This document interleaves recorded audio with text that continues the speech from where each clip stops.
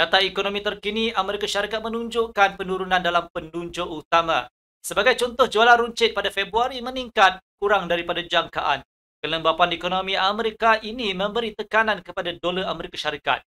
Walau bagaimanapun, perang dagangan antara Eropah dan Amerika Syarikat boleh mencetuskan krisis ekonomi global sebenar. Dalam situasi sedemikian, dolar sebagai aset selamat mungkin mendapat manfaat. Tetapi dalam jangka masa terdekat, laporan makroekonomi tidak kelihatan begitu membimbangkan. Anda sedang mengikuti kalender trader untuk 20 Mac. Separuh pertama hari akan bermula dengan penerbitan data indeks harga pengeluar PPI Jerman. Pada Januari, pertumbuhan harga menurun kepada 0.5%, lebih rendah daripada angka Disember 0.8%, serta jangkaan pasaran. Pendorong utama pertumbuhan ini ialah barang pengguna, manakala harga tenaga terus berkurang. Bagi Februari, inflasi dijangka meningkat kepada 1.0% yang boleh menandakan kenaikan harga pengguna pada bulan-bulan akan datang. Jika disahkan, data ini berpotensi mengukuhkan euro. Seterusnya, tumpuan pedagang akan beralih kepada pasaran buruh UK. Dalam beberapa bulan kebelakangan ini, pasaran buruh negara ini kelihatan stabil. Pada Disember, pekerjaan meningkat secara tidak dijangka sebanyak 107,000, jauh melebihi kenaikan 36,000 pada November.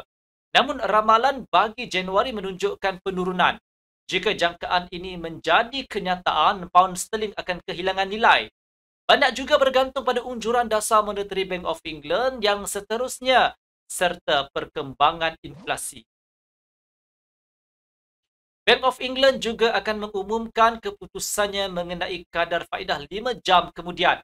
Selepas pemotongan 0.25% pada Februari, kadar semasa berada di paras 4.5%.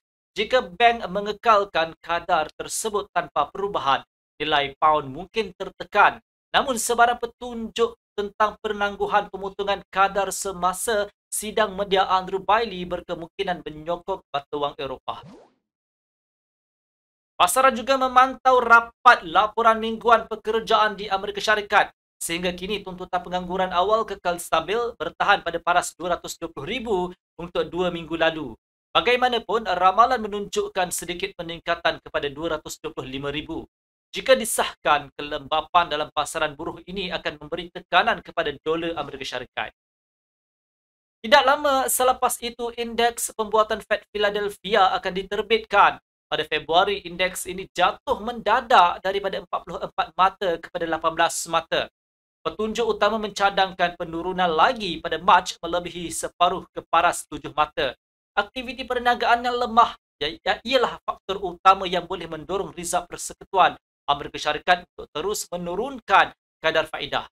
Laporan yang mengecewakan pada hari tersebut akan menjejaskan dolar Amerika Syarikat secara negatif. Pasaran hartanah ialah satu lagi petunjuk kesihatan ekonomi. Di Amerika Syarikat, jualan rumah pada Januari jatuh ke paras terendah dalam tempoh 7 bulan. Ramalan Februari menunjukkan penurunan selanjutnya daripada 4.08 juta kepada 4.03 juta transaksi. Ini menandakan perbelanjaan pengguna dan pelaburan yang lebih lemah yang berkemungkinan mendorong dolar Amerika Syarikat terus merosot. Selain itu, pada hari ini, Bank Pusat Eropah akan mengeluarkan laporan ekonominya. Terdapat juga ucapan daripada Presiden ECB, Christine Lagarde dan beberapa pembuat dasar kewangan yang lain. Komen mereka sering mencetuskan turun naik dalam pasaran mata wang. Sila ambil perhatian bahawa waktu penerbitan ditetapkan pada waktu Moskow GMT plus 3. Ulasan video seterusnya, kalender trader akan dikeluarkan pada hari Khamis 20 Mac.